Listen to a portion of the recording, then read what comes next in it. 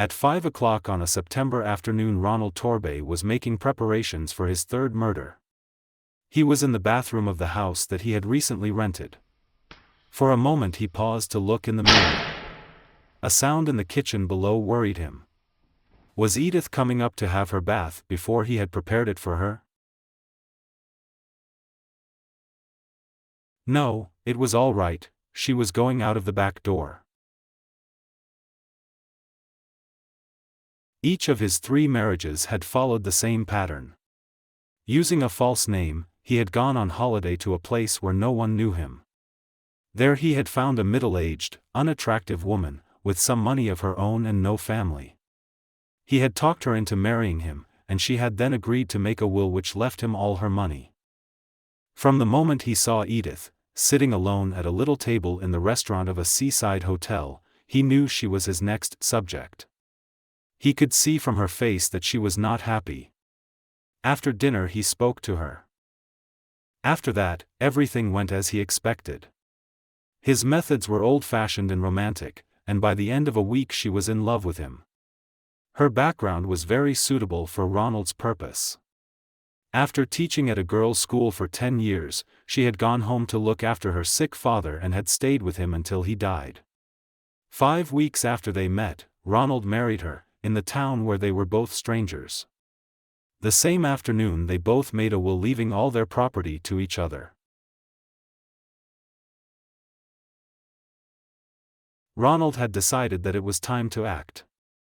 He turned from the window, and began to run water into the bath. His heart was beating loudly, he noticed. He didn't like that. He needed to keep very calm.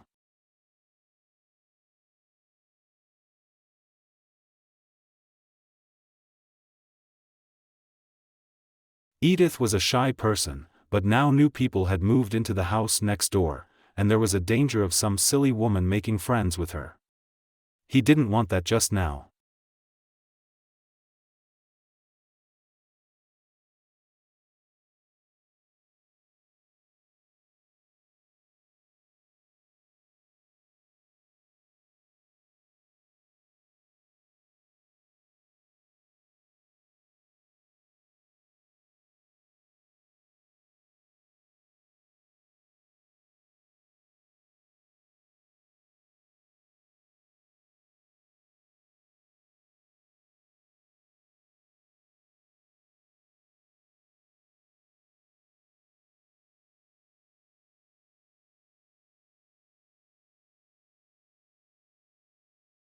There was something he wanted to do now. Edith's leather writing case, which contained all her private papers, was in the drawer where she kept her blouses. He had discovered it some time ago, but he had not forced the lock open because that would frighten her. Now there was nothing to stop him. He went softly into the bedroom and opened the drawer. The case was there. The lock was more difficult than he expected, but he finally managed to open the case. Inside there were some financial documents, on top of these, her post office savings book. Dear Ronald, if you're reading this, I'm sure it's a shock.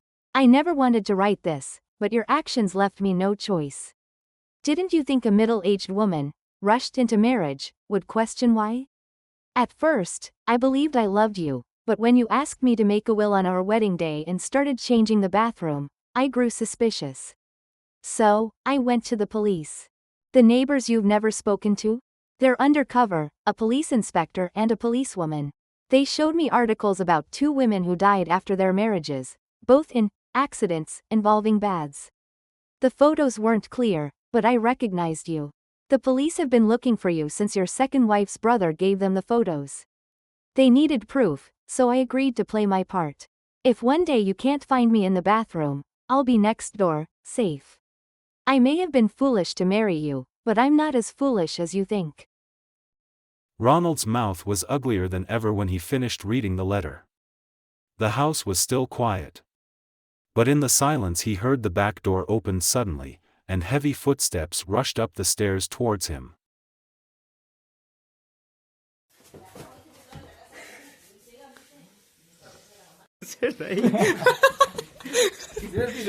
Pero así como que está leyendo el celu. Tipo como que eso es lo que tenés que leer.